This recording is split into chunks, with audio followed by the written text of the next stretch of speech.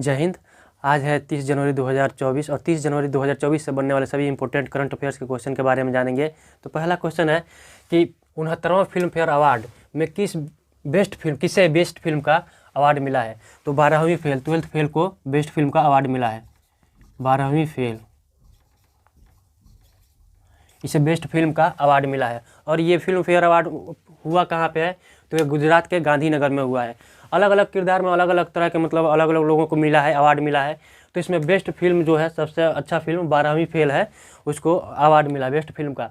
और सबसे best actor का अवार्ड किसे मिला है, क्रिटिक्स में जो इसी फिल्म का जो मनोज शर्मा का जो रोल निभाए हैं विक्रांत मेसी, उनको बेस्ट एक्टर का अवार्ड मिला है। क्रिटिक्स में बेस्ट एक्टर इन क्रिटिक्स में। और best actor in leading role best actor in leading role में रणबीर कपूर को मिला है। एनिमल मूवी के लिए लीडिंग रोल उसमें मिला है रणबीर कपूर को। रणबीर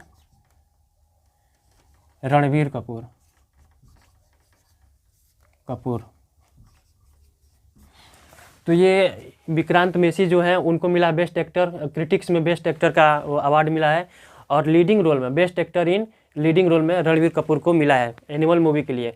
और बेस्ट डायरेक्टर कौन है, तो विधु विनोद चोपड़ा, इसी 12वीं मूवी जो फिल्म बनाए हैं, 12वीं फेल मूवी जो बनाए हैं, उनको मिला है। विधु विनोद चोपड़ा को बेस्ट डायरेक्टर का अवार्ड मिला है। अगला है कि राम मंदिर प्राण प्रतिष्ठा में शामिल होने पर किस मुस्लिम धर्म गुरु पर फतवा जारी हुआ है। तो राम मंदिर जो 22 जनवरी को हुआ है उद्घाटन, तो उस पर एक मुस्लिम धर्म गुरु हैं इमाम उमेर अहमद। इमाम उमेर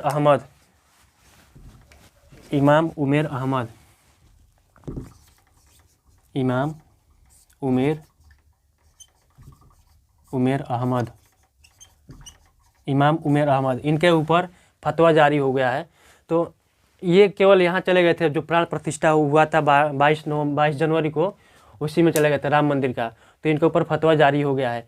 ये इमाम उमेर अहमद जो हैं वो ऑल इंडिया इमाम ऑर्गेनाइजेशन के चीफ हैं। कौन? ऑल इंडिया इमाम ऑर्गेनाइजेशन के चीफ हैं। फिर भी इनके ऊपर फतवा जारी हो गया है और इनको धमकी भरे कॉल आ रहे हैं कि हाँ तुमको मार दिया जाएगा। और भी सारे कॉल आ रहे हैं, अलग अलग तरह से धमकी दी जा रही है। और फिर उन्होंने कहा है कि कोई बात नहीं, अगर जिसे हम पसंद नहीं वो पाकिस्तान चले जाए। तो जो हमारे योगी जी बोलते हैं उसी तरह का कुछ बोल दिए हैं। तो ये ध्यान दीजिएगा कि किसके ऊपर फतवा लगा है, तो जारी हुआ है, तो इमाम उमेर अहमद के ऊपर फतवा जारी हुआ है। अगला है कि प्रत्येक वर्ष 30 जनवरी को कौन सा दिवस मनाया जाता है। तो प्रत्येक वर्ष 30 जनवरी को शहीद दिवस मनाया जाता है। शहीद दिवस मनाया जाता है। ये शहीद दिवस क्यों मनाया जाता है, तो गांधी जी की हत्या इसी दिन हुई थी 30 जनवरी 1948 को। 30 जनवरी 1948 को गांधी जी को गोली मार के हत्या कर दी गई थी। और किसने मारा था, तो नाथूराम गोडसे ने। और इसी दिन एक और दिवस मनाया जाता है, कुष्ठ रोग दिवस। कौन सा? कुष्ठ रोग दिवस। भारत में 30 जनवरी को मनाया जाता है, गांधी जी के शहीद दिवस पर ही मनाया जाता है। 30 जनवरी को ही कुष्ठ रोग दिवस मनाया जाता है। कुष्ठ रोग दिवस मनाया जाता है। लेकिन विश्व कुष्ठ रोग दिवस जनवरी का अंतिम जो रविवार होता है, जनवरी माह का अंतिम रविवार के दिन विश्व कुष्ठ रोग दिवस मनाया जाता है। लेकिन भारत में 30 जनवरी को कुष्ठ रोग दिवस मनाया जाता है। अगला है सरकार ने किस इस्लामिक मूवमेंट पर 5 साल के लिए प्रतिबंध बढ़ा दिया है। तो सिमी ये है student Islamic movement of India पर 5 साल के लिए प्रतिबंध बढ़ा दिया है। 2019 में भी 5 साल के लिए प्रतिबंध लगाया था सरकार ने, और फिर जैसे 5 साल हुआ है 2024 में फिर से प्रतिबंध लग गया है अगले 5 साल के लिए। और ये किस नियम के तहत लगा है, तो ये लगा है बोलते हैं गैरकानूनी गतिविधि रोकथाम अधिनियम 1961 के तहत। गैरकानूनी गतिविधि रोकथाम अधिनियम 1961 के तहत ये इस पर प्रतिबंध लगा है। अगला कि ICC ने किस देश पर निलंबन को हटा दिया है। तो श्रीलंका। किस पर? श्रीलंका। ICC ने किस देश पर निलंबन को हटा दिया? श्रीलंका पर अभी ICC ने निलंबन लगाया हुआ था, उस पर प्रतिबंध था कि वो कहीं खेलेगा नहीं। और ये लगा क्यों था, तो ICC के जो नियम होते हैं उसका उल्लंघन करने के कारण श्रीलंका पर ये नियम लगा था, प्रतिबंध लगा था। तो आईसीसी की बात हो रही, तो आईसीसी का जो मुख्यालय है वो कहाँ है? दुबई में। आईसीसी का मुख्यालय दुबई में। और इसके अध्यक्ष कौन है? आईसीसी का अध्यक्ष कौन है? Merkley, Gregor Merkley, Gregor Merkley, Merkley, Gregor Merkley. अगला है कि मार्कले नहीं, बार्कले, ग्रेगर बार्कले। अगला है कि भारत और सऊदी अरब के बीच हो रहे संयुक्त सैन्य अभ्यास का क्या नाम है? तो भारत और सऊदी अरब के बीच जो संयुक्त सैन्य अभ्यास हो रहा है उसका क्या नाम है? सदा तनसीख, सदा तनसीख, सदा तनसीख। और ये कहाँ पे हो रहा है? तो ये अपने देश में ही हो रहा है, राजस्थान में। कहाँ हो रहा है? राजस्थान में हो रहा है ये। और ये 10 फरवरी तक चलेगा। कब तक चलेगा? 10 फरवरी तक चलेगा। अगला है कि ISSF। वैसे तो ये जो है सैन्य अभ्यास है ये कई देशों से होता है। भारत का मतलब सैनिक जो है अलग अलग देशों से सैन्य अभ्यास करते हैं। जैसे अलग अलग देश के साथ जो होता है अलग अलग नाम होते हैं। अगर जापान से होता है तो जापान से, और भारत से होता है तो धर्म गार्डियन उसका नाम दिया जाता है। जापान और अमेरिका से होता है तो वज्र प्रहार नाम दिया जाता है। भारत और रूस से होता है तो इंद्र नाम दिया जाता है। अलग अलग देश हैं और अलग अलग नाम भी दिए जाते हैं।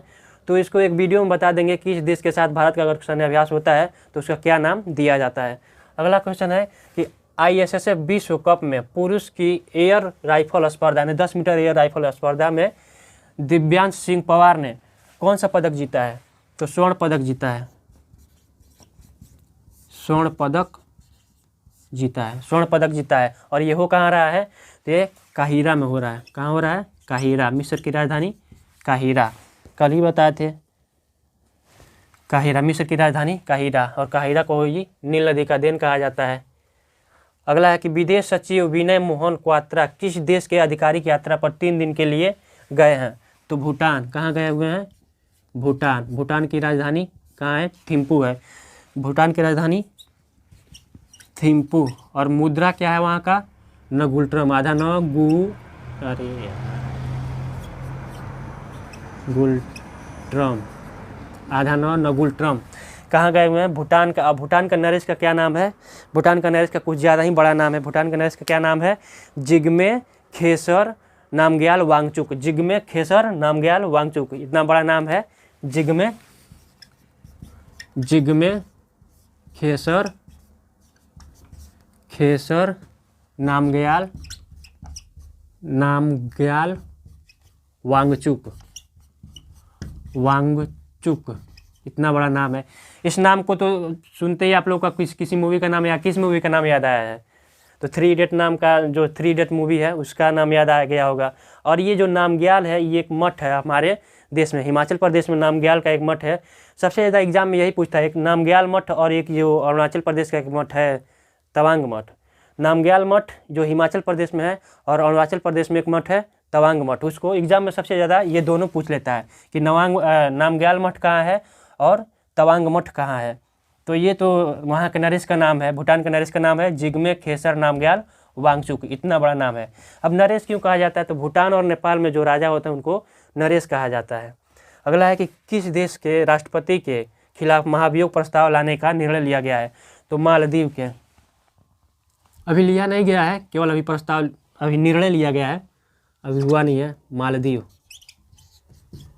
मालदीव के राष्ट्रपति मोहम्मद मुइज़्ज़ू के खिलाफ मतलब ये निर्णय लिया गया है महाभियोग के प्रस्ताव के लिए। अगर भारत में राष्ट्रपति के ऊपर अगर महाभियोग लिया जाए तो किस आर्टिकल के तहत, भारत का जो संविधान है किस अनुच्छेद के तहत लिया जा सकता है प्रस्ताव, मतलब उनके ऊपर प्रस्ताव पारित किया जा सकता है? तो आर्टिकल 61 है जिसके तहत भारत के राष्ट्रपति पर महाभियोग का प्रस्ताव पारित किया जा सकता है। अब ऐसा ये इसलिए हुआ है कि अभी हाल ही में यहाँ पे जो मालदीव में जो सांसद है, सांसद भवन, उसमें पता नहीं 2-3 सांसद अपने में लड़ गए थे और वहाँ पे मारपीट भी हुई थी। और हमारे जो भी भारत ने बाइकाट कर दिया था मालदीव के जो टूरिज़्म को, उस पर भी कुछ दिक्कत हुआ था। तो ये सब लेकर कई सारे कारण हैं जिसके वजह से ये यहाँ पे ये प्रस्ताव लाया गया, महाभियोग प्रस्ताव लाने की निर्णय ली गई है। अगला कि INS सुमित्रा ने किस देश के जहाज़ को सोमालिया के तट पर डाकुओं से बचाया है? तो INS सुमित्रा ने किस देश के जहाज़ को सोमालिया पर? तो ईरान के जहाज़ को भारतीय नौसेना ने ईरान के जहाज़ को सोमालिया के तट पर बचाया है। INS सुमित्रा से गए हुए थे। तो इस पे जो 17 लोग थे, ईरान का जो जहाज़ था इस पे 17 लोग थे और इसको डाकुओं ने किडनैप कर लिया था। तो INS सुमित्रा ने वहाँ पे जाके सोमालिया के तट पे जाकर यहाँ ईरान के जहाज़ को बचाया है। तो ये आज के कुछ करंट अफेयर्स के क्वेश्चन थे जिसको याद रखिएगा। जय हिंद।